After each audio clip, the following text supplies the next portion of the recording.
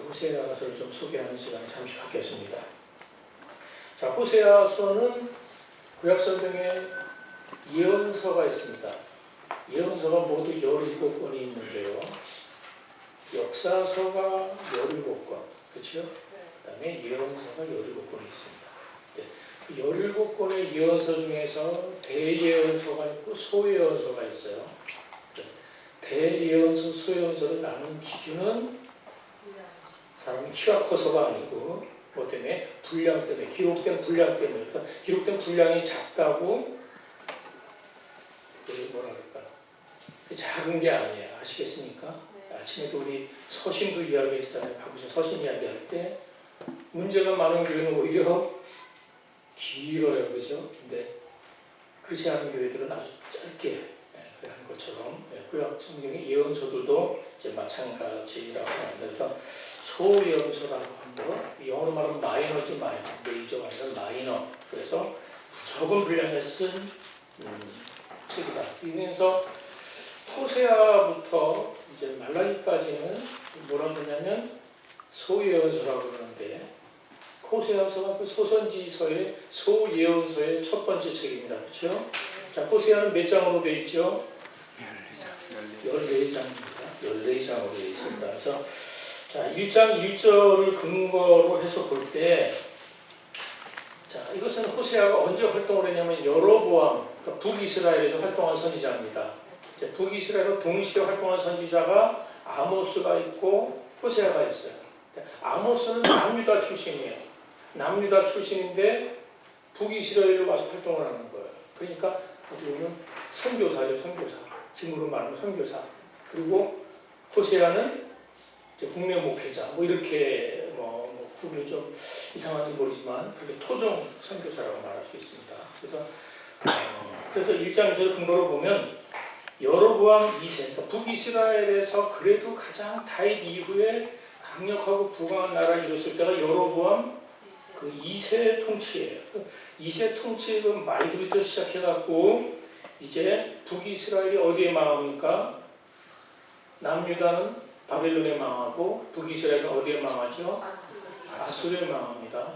물론 유다보다도 이스라엘이 한 150년 먼저 망해요. 근데 그때 망할 때 어디에 망하냐면 아수르에 멸망합니다. 아수르에 멸망하기 직전까지 그 마지막 그 시대, 얼마나 그 정치적으로 혼란한 그런 시대를 이 호세아가 활동했는지 정치적인 배경을 오늘 1장 1절은 이야기하고 있는 거예요. 호세아가 활동하던 시대는 이런 정치적인 배경에서 말씀을 가지고 활동했다 그런 얘기거든요. 그래서 이때 여로보암 2세 이후에요. 왕이 몇 명이 바뀌냐면 6명이 바뀌어요. 한 30여 년 흘러가는 시간 동안에 왕이 6명이 바뀌어요. 그래서 그 중에서 4명은 쿠데타로 암살당하고 이렇게 정변이 계속 이르는 과정에서 그 정치는 굉장히 그 혼란기에 이 호세아는 활동했다는 것을 알게 되고요. 그래서 굉장히 그 불안한 정치적인 그 속에 호세아가 활동했던 걸 알게 있고, 그 다음에 이제 그 종교적인 배경은 이제 우리가 본문을 읽어가면서 알 수가 있습니다. 알 수가 있는데, 자, 이 호세아라는 이름의 뜻은 하나님께서 구원하신다 이런 뜻이에요. 그래서 여호수아, 예수와 다 같은 말이에요. 같은 뜻인데, 그래서 호세아라는 이름은요 성경 당시에 굉장히 흔한 이름이에요. 흔한 이름이에요. 근데 여러분 호세아 또 한 사람 생각납니다. 호세아가 또 누가 있죠? 선지자 말고 또 다른 호세아가 있어요. 이스라엘의 마지막 왕 이름이 호세아예요. 이해하시겠어요? 예, 마지막 왕 이름 말고는 다르다는 걸 알고. 그래서 호세아하고 아모스 차이가 있어요. 같은 동시대 활동했는데 아모스는 주로 하나님의 공의를 굉장히 많이 강조했어요. 하나님의 공의. 그래서 이 공의롭지 못한 그런 사회에 대한 고발이 굉장히 많이 나와요. 그래서 아모스서를 읽으면 막 가슴이 막 앞에 막 후벼 파는 이야기를 많이 합니다. 죄를 막 고발하고 정의롭지 못한 것에 대해서 아주 그냥 신랄하게 비판한다면 호세아는 그 정반대예요. 호세아는 공의를 가지고 호소하는 게 아니라 뭘 갖고 호소할까요? 하나님의 사랑의 호소를 해요. 하나님의 사랑, 하나님의 사랑, 사랑을 강조해서 이제 이 호세아는요 가장 큰 특징이 그거죠. 호세아서는 하나님으로부터 이상한 결혼을 하라는 명령을 받으면서 호세아서에 시작돼요. 또 그것이 그 호세아의 결혼이라는 이 이상한 결혼이라는 그 모티브를 가지고 호세아서를 쭉 이끌고 나가요. 그래서 이 이상한 결혼, 그래서 이 결혼 관계를 통해서 말도 되지 않는 결혼 관계를 통해서 하나님과 이스라엘 백성들하고의 관계를 이야기하고 있어요. 하나님 이스라엘 백성의 관계가 어떤 것이냐. 그래서 자, 호세아는 결국 하나님께서 우리 한번 읽어볼까요? 1장 2절 책각 펴주셨죠? 1장 2절 있습니다. 시작. 여호와께서 처음 호세아에게 말씀하실 때 여호와께서 호세아에게 이르시되 너는 가서 음란한 여자를 맞이하여 음란한 자식들을 낳아라. 이 나라가 여호와를 떠나 크게 부르리라. 그렇습니다. 그래서 이 음란한 여자에게 장가를 드는 거예요. 음란한 여자가 결혼을 하고 나서 정신을 좀 차리면 좋겠는데 그 버릇을 버리지 못하고 계속 바람이 나서 가출을 합니다. 그러면 또 가서 대로, 또 가서 대로, 마지막에는 노예 시장에 팔리잖아요. 팔리는 여자로 또 사고 들어가요. 그러니까 그걸 보면서 주님의 사랑이 얼마나 끝까지 우리를 추적하시는지. 그래서 호세아서는 정말 여러분의 은혜 받으면 읽으면 눈물이 나올 수밖에 없는 그런 말씀이 호세아서의 말씀입니다. 또 그 자식들을 셋이 이남일녀를 두는데 그 이남일녀의 그 아이들의 이름을 통해서 또 하나님의 메시지를 전하고 있어요. 그러니까 바람나고 이 잘못된 결혼 관계를 통해서도 하나님의 메시지를 전하고 그 불륜의 자식들을 통해서도 하나님 뭔가 메시지를 이스라엘 백성들에게 전하고자 하는 의도가 있다는 것이죠. 그래서 특별히 호세아의 그 고통스러운 그 삶을 통해서 이스라엘이 얼마나 하나님 앞에 신실하지 못했는지를 역설적으로 전하는 것입니다. 그럼에도 불구하고 그렇게 신실하지 못하고 그렇게 말하자면 이스라엘 백성들은 하나님하고 결혼을 했는데 결혼 약속을 지키지 못하고 이스라엘 백성들이 어떻게 한 거예요? 바람이 나는 거예요. 하나님이 사랑하기로 약속하고 결혼 다 했는데도 불구하고 남편이신 하나님을 떠나서 바람을 피워요. 이스라엘 백성들이 바람 피운 건 어디다 바람 피웁니까? 가나안의 토착신이 바알과 아세라와 몰래 이런 신들을 섬기는 거예요. 그거를 이제 하나님은 결혼 관계에 비유해서 이스라엘 백성 너희가 신실하지 못하게 이 결혼과 약속을 지키지 못하고 바람 피고 또 나를 떠나고 또 나를 떠남에도 불구하고 하나님 어떻게 하시겠다는 거예요. 끝까지 추적하시는, 끝까지 또 데려오고 또 나가면 또 데려오고 하는 그 호세아라는 그 개인 선지자의 그 가정생활. 그래서 호세아는 뭡니까? 결국은 부드러운 메시지를 전하는 것도 있지만 호세아는 중요한 선지자예요. 뭡니까? 삶을 통해서, 자신의 고통스러운 삶을 통해서 하나님의 메시지를 전했다는 것입니다. 아마 여러분 생각해 보세요. 아마 당시 사람들이요 호세아에게 아마 자주 물어봤을 거예요. 호세아 목사님, 왜 그렇게 바람난 여자하고 계속 사는 겁니까? 이상하지 않겠어요? 선지자가 말이죠. 거룩하게 살아야 되는 선지자가 행실이 온전치 못한 여자를 결혼하는 것도 그렇고 또 그 여자가 얼마 가지고 바람이 나갔고 음란했고 또 나가는데 그럼 호세아 목사님을 와서 또 데려오고 또 가면 또 가면 또 데려오고 사람들이 얼마나 이상했겠어요. 호세아 목사님 도대체 이게 뭡니까? 어떻게 그럴 수 있습니까? 어떻게 계속해서 선지자로서 목사님으로서 그렇게 바람난 여자를 데리고 사는데 그렇게 돈이 되지 못하는 삶을 살아갑니까? 물어봤겠어요? 안 물어봤겠어요? 여러분 같으면 물어보지는 못하더라도 그런 생각이 있겠어요? 없겠어요? 여러분 그런 생각 많이 하잖아요. 어떻게 목사님이 저러실 수 있을까? 어떻게 목사님이 저러시지? 목사님 왜 저러시지? 목사님 조금 삐딱하게 행동하거나 마음에 들지 않으면 우리가 지금도 그런 거죠. 제가 말이죠. 이 합병하는 과정에서 제가 조금 교인들한테 안 좋게 비친 게 하나 있었던 것 같아요. 어떤 분이 저한테 그래요. 목사님, 예전에는 안 그러셨는데 이번에는 하면서 너무 숫자에 민감하시다고. 숫자에 굉장히 민감하신 목사님, 제가 생각하는 목사님하고 달라졌다는 거예요. 제가 그 얘기를 들으면서 한 번 맞은 것 같아서 그렇지. 말로는 주님이 이루실 것이다. 기도하면 된다.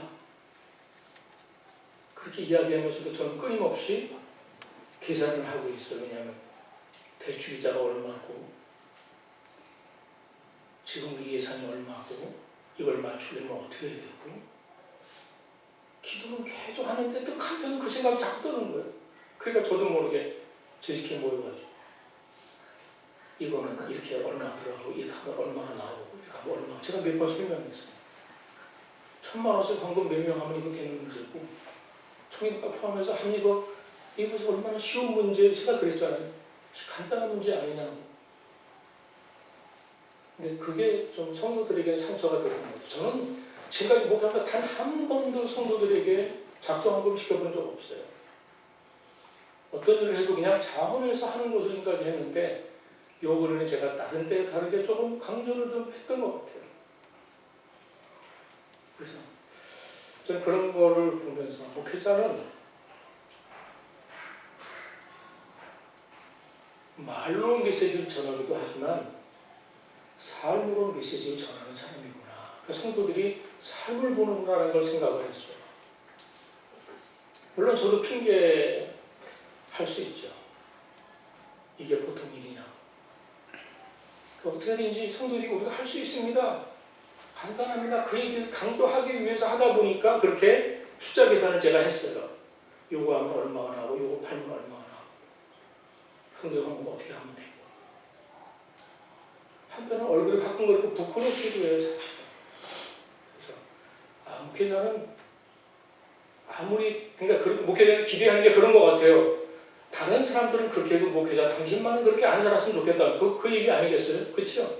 다른 사람들은 딱 숫자 계산하고 이렇게 해도 목사님 당신만은 좀 거룩하게 말이지 이렇게 살아 그렇게 삶으로 살기를 원하는데 그렇지 못하는 거예요. 그런 거예요.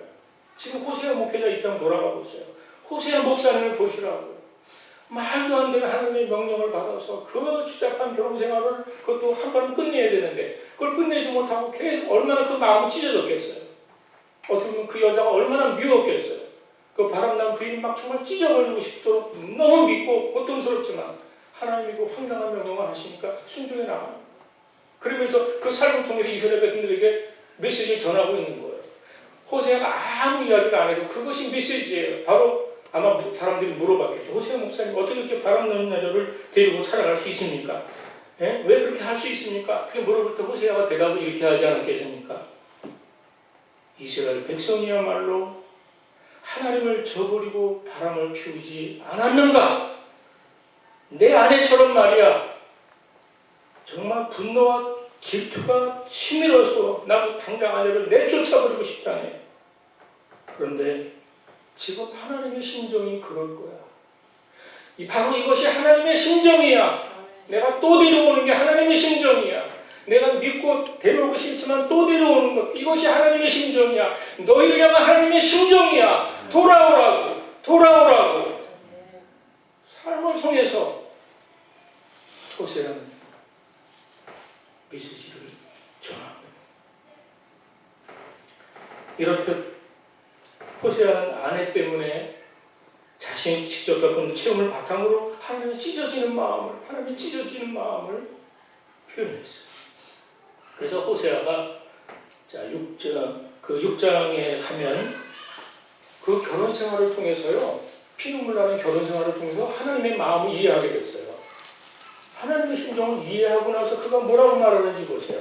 호세 6장 가서 나오는 말씀이 뭡니까? 하나님을 알자. 하나님을 알자. 힘써 여호와를 알자. 이렇게 호소하기 시작하는 거예요. 이 하나님의 마음, 이 하나님의 찢어지는 마음을, 하나님의 이 애절한 사랑을 또 기다리고 용서하시고 끝내는 회복시키고 마치 이 하나님의 심정을 아십시오. 힘써서 이 하나님의 마음을 아십시오. 그래서 하나님을 알자. 이게 호세아 목사님 교회의 표였답니다. 하나님을 알자. 하나님을 알자. 힘써 하나님을 알자. 하나님이 정말 어떤 분이신지를 아는 것. 그거를 강조해요. 자, 자, 6장 한번 보세요. 6절을 한번 보세요. 6장 6절. 6절에 굉장히 중요한 이야기를 하고 있습니다. 6절 시작. 나는 이해를 원하고 제사를 원하지 아니하며 언제보다 하나님을 아는 것을 원하노라. 보세요. 이 말을 우리가 정말 마음 깊이 묵상하고 삶에 적용해야 돼요. 여러분, 하나님을 안다는 것은 단순히 지식 정보 차원이 아니잖아요. 그걸 뛰어넘는 겁니다. 그래서 그분을 인격적으로 친밀한 그 연합되는 그 관계 속에서 그분을 깊게 아는 데까지 나아가는 것입니다. 아멘입니까? 아멘. 하나님 평생 알아도 요만큼이라고 아침에 박사님 말씀하셨어요. 평생 하나님 알아가요. 하나님 알아가는데 지식적이 아니라 그분의 그 사랑, 그분의 마음을 우리가 알아가는 거예요. 그러니까 신앙이 성숙하다는 얘기는 뭐냐면 주님의 심정을 아는 겁니다. 아멘. 주님의 마음을 아는 겁니다. 아멘입니까? 그 주님의 마음을 아는, 내 안에 계신 주님, 나를 얼마나 사랑하시고 또 그 주님의 마음을 생각하면 우리가 신앙생활을 좀 못하는 거죠. 그 주님의 마음을 알면 우리가 전도 안 할 수 없는 것이죠. 순종 안 할 수가 없는 것이죠. 그래서 그분을 깊이 아는 데까지 나아가는 것이 이 호세아서가 호세아를 통해서 우리에게 주시고자 하는 큰 중요한 메시지예요. 이 하나님의 마음을 제발 알아. 하나님을 정말 친밀하게 깊이 있게 그 깊은 관계 속에서 이 하나님을 알아라 하는 것이 호세아가 던지는 굉장히 중요한 메시지. 그래서 여러분, 호세아서는요 이해하는 책이 아니라 느끼는 책이에요. 일단 호세아는 이해하는 책이 아니라 느끼는 책이다. 느끼는 책이다. 머리로 그렇구나. 호세아가 집을 나갔지 돌아왔지. 참 바람난 여자야, 나쁜 여자야. 이렇게 이해하는 책이 아니라 느껴야 되는, 느끼는 거예요. 느끼는 게. 호세아가 증언하는 하나님은 어떤 분이십니까? 이스라엘의 남편이십니다. 아멘. 이스라엘을 지극히 사랑하는 연인 같은 분이 하나님이세요. 근데 지금 이스라엘 백성들은 오해를 하고 있어요. 하나님과 자기들의 관계를 뭐로 보냐면 부자 관계를 보고 있어요. 부자 관계는 뭡니까? 부자 관계는요, 자식이 잘못해도 어떻게 해요? 끝까지 용서해 주는 게 부자 관계예요. 끝까지 용서하고 끝까지 품어 주는 게 부자 관계예요. 그런데 선지자는 뭐라고 말합니까? 하나님하고 너희들의 관계는 결혼 관계라는 것이에요. 어떤 관계라고요? 결혼 관계. 자, 결혼 관계는 뭡니까? 결혼 관계는 부부가 서로 책임이 서로 쌍방 책임이에요. 이해하시겠습니까? 쌍방 책임이 아주 신실한 걸 지켜나가야 되는 쌍방 책임이 이 결혼 관계잖아요. 그래서 호세아는 그 결혼 실패를 통해서 아내가 그 약속을 지키지 않잖아요. 결혼에 대한 약속을 지키지 않고 자꾸 다른 남자한테 바람이 나와요. 그런 그 아내를 피해 다시 데리고 오는 그 과정을 통해서 하나님께서 그런 이스라엘을 지금 막 포기해야 되는 그 아픈 심정, 그 고통을 실감나게 표현하면서 또 한편으로는 그럼에도 불구하고 하나님은 돌아오기만 하면 언제든지 아내로 맞아주겠다는 거예요. 언제든지 나는 너희 남편으로 끊임없이 나는 내 남편의 약속을 지키겠다는 거예요. 아무리 그래봐. 그럼에도 불구하고 나는 너희 남편이 변함이 없다. 끝까지 너를 사랑하는 남편이다 하면서 지금 이야기를 전개해 나가는 것이죠. 그래서 이 삶을 통해서 아까도 제가 잠시 말씀드렸지만 저는 그렇게 우리가 이 호세아를 읽으면서 그렇게 적용을 하면 좋을 것 같아요. 목회자만 말로 전하는 것뿐만 아니라 삶으로 메시지를 전해야 하는 것과 마찬가지로 여기는 여러분 한 분 한 분들도 여러분의 삶이 메시지가 되어야 줄 믿습니다. 여러분의 삶이 메시지예요. 여러분의 삶이 전도지예요. 이스라엘 백성들이 그 호세아 선지자를 보면서 그 관계를 보면서 하나님의 메시지를 들었던 것처럼 여러분의 삶을 보면서 여러분의 어떤 언행을 보면서 사람들은 메시지를 이룰 수 있다는 거예요. 우리의 삶이 메시지라는 걸 한번 생각해 볼 필요가 있어요. 그래서 우리의 삶이 메시지이기 때문에 우리가 살아갈 때 조심해야 될 게 많죠. 그러니까 하나님의 삶으로 전하는 메시지가 아니고 내 마음대로 하면 됩니다. 내 승질대로 하면 됩니다. 그래서 만약에 교회 앞에 여기 주차하고 누가 막아놓고 나갈 때 막아놔서 화가 얼마나 나요. 그때 우리가 하나님을 전하는 메시지이기 때문에 뭐라고 해야 됩니까? 전화해서 차 빼요. 이렇게 할 수 있잖아요. 얼마나 화가 나. 차를 우리가 주차장으로 나가는 것들이 막고 있어요. 차 빼요. 이렇게 할 수 있지만 하나님께서 이건 어떻게 해요? 차 좀 빼주시겠어요? 아, 미안하지만 제 차 하나 좀 빼줘. 나는 잘못한 거 아무것도 없어요. 그 사람이 막아놓은 거예요. 막아서는 안 될 자리 막아놓은 거예요. 그럴 때 우리가 어떻게? 차 좀 빼주시겠습니까? 빼주시면 참 고맙겠습니다. 그럼 왜 그래요? 하나님의 은혜를 삶으로 전해야 되는 그 메시지이기 때문에 제가 단 하나의 예를 들었지만 우리의 삶의 전반의 삶을 통해서 우리가 정말 삶을 통해서 메시지를 전하는 자라는 걸 잊지 않았으면 좋겠습니다.